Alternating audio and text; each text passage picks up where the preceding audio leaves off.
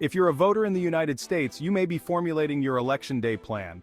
When's the best time to go to the polls so you don't miss any recurring Tuesday obligations while still avoiding long lines?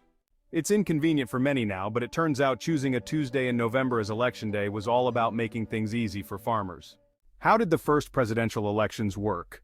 In the United States, citizens vote for the president, but it's actually a group of electors who use those results to vote and ultimately elect the commander-in-chief.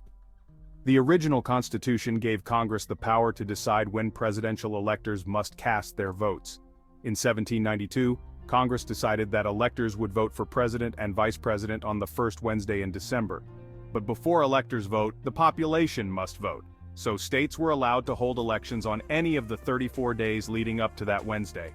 Most opted for early November. But having elections occur over an extended period of time led to concern about election fraud.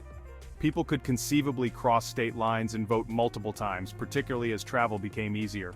Another worry was that early results in some states might affect how people in other states voted. Why the first Tuesday in November? In response to those concerns, an 1845 law was passed that created one single election day throughout the United States. All subsequent presidential elections would be held on the Tuesday next after the first Monday in the month of November. Seems kind of wordy and specific, but it's for good reason. A good mid-19th century reason, at least. At the time, most eligible voters were farmers who had to travel to the polls for at least a day. The spring and early summer months were inconvenient because they comprised the crop planting season.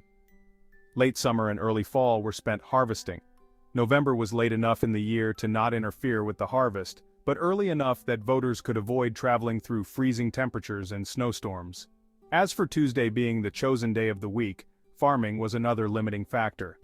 Farmers sold their crops on Wednesdays. There were also religious obligations to consider.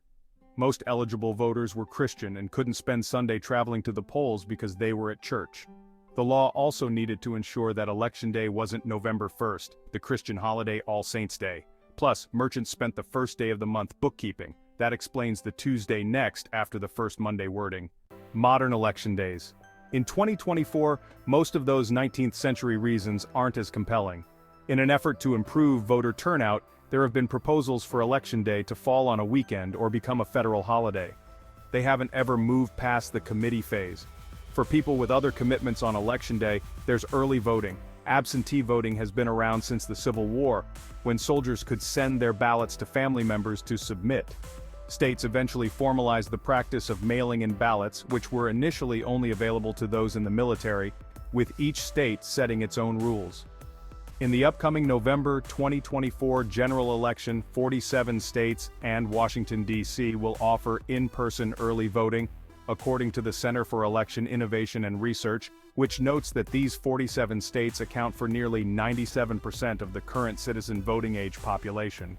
So although the Tuesday next after the first Monday in the month of November remains Election Day according to the law books, many people can vote early, and 28 states require employers to give their employees time off to cast their ballots. In the 2022 election, 50% of votes were cast early, and an even higher percentage is expected this year. Don't forget to subscribe to our channel for more insightful videos. Click the bell icon to stay updated.